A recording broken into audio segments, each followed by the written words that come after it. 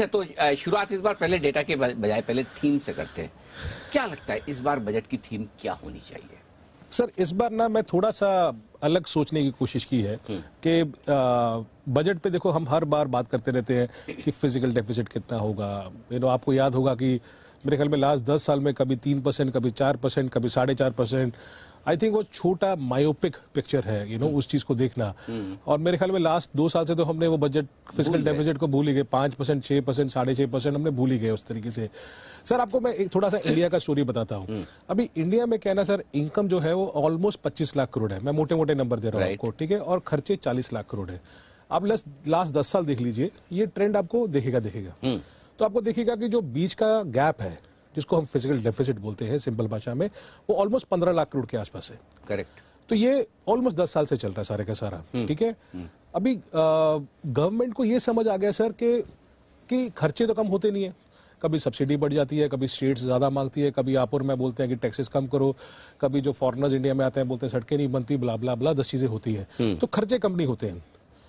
तो गवर्नमेंट को एक चीज मेरे हिसाब से लास्ट 10 साल से समझ आई है कि इनकम बढ़ानी है।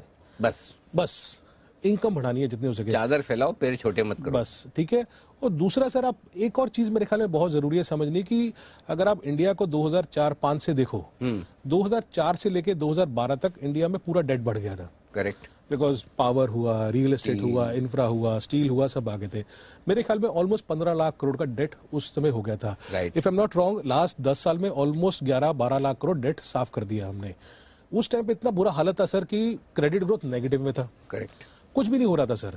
हमें 10 साल लगे रिपेयर करने को। 2010 से 2020 लगा रिपेयर करने के लिए।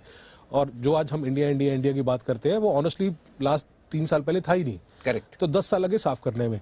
अभी मैं इतनी बातें क्यों कर रहा हूं सर कि अगर आप देखो कि जो निर्मला सीतारमण जी ने और इस गवर्नमेंट स्टेप्स लिए, सर मैं आपको एक एक चीज करके छोटी सी बताना चाहूंगा।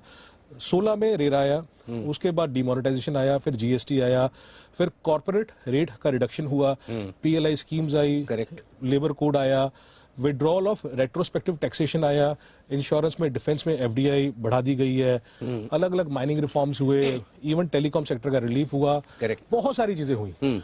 अब ये क्यों हुई? सी, गवर्नमेंट को बहुत आसानी से समझ गया था कि अगर मैं टैक्स टू जीडीपी रेशियो 3% है, तो हम लोग 5 या 6 ट्रिलियन डॉलर इकोनॉमी नहीं बन सकते। राइट।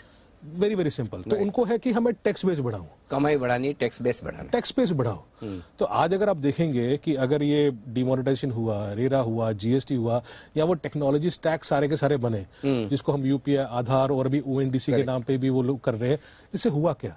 वो 3% पॉपुलेशन सर आज 4.5% हो गई है टैक्स भरने वाली। जो पर्सनल टैक्सेशन का ग्रोथ हुआ सर, वो मेरे ख्याल में 10 साल में नहीं देखा जितना इस साल हुआ है। करेक्ट। इस बार गवर्नमेंट बहुत अमीर है, बहुत पैसा आ गया है, ठीक है ना। बट ये आज का नहीं है सर, ये 7-8 साल की मेहनत है।